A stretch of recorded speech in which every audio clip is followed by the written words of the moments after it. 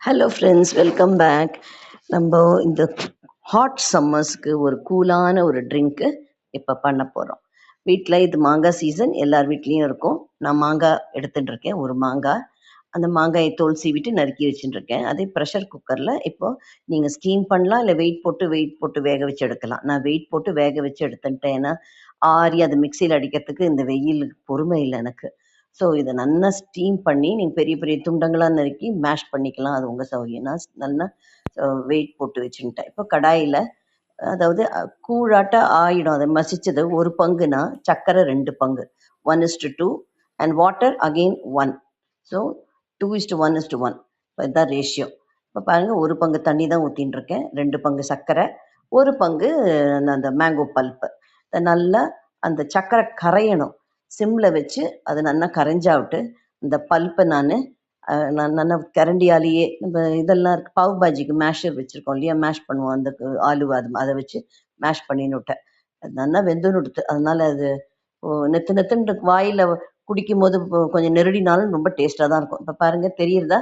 அங்கங்கே பீஸு, அந்த மாதிரி சில பீசஸ் எல்லாம் நசுங்காததெல்லாம் இந்த மாதிரி இருக்கும். ஆனால் அது ரொம்ப டேஸ்டியாக இருக்கும் வாயில் இடையில கிடைக்கும் போது, நம்ம ஜூஸாக குடிக்கும் போது.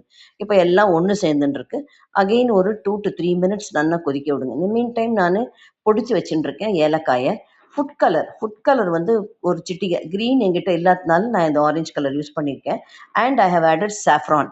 குங்குமப்பூவும் போட்டுருக்கேன். குங்குமப்பூவு அளவான அளவில் போட்டுருக்கேன், ரொம்பலாம் இல்லை. ஃபுட் கலரும் ஒரு பிஞ்சு தான் போட்டு நல்லா அதை கொதிக்க விட்டு பாருங்கள். ஒரு அழகான ஒரு பியூட்டிஃபுல் கலர் கொடுக்குறது இல்லையா, அதுக்கு தான். க்ரீன் இன்னும் நல்லாயிருக்கும், என்கிட்ட க்ரீன் இல்லை.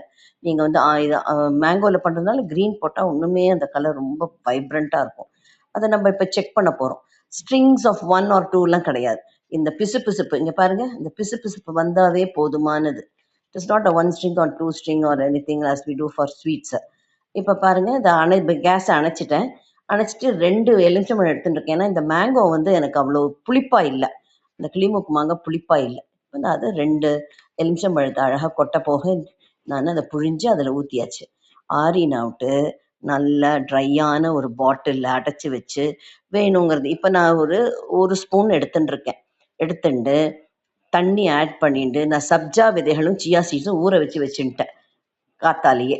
அதை 2 ஸ்பூன் போட்டு நல்லா கலக்கி மார்னிங் நீங்கள் இது பிரேக்ஃபாஸ்ட்டுக்கு ஒரு 11 மணிக்கு ட்ரிங்கோட குடிக்கலாம். இல்லைன்னாக்கா மத்தியானம் உங்களுக்கு எப்போல்லாம் தாகம் எடுக்கிறதோ குடிக்கலாம். தேங்க்ஸ் ஃபார் வாட்சிங். Please subscribe.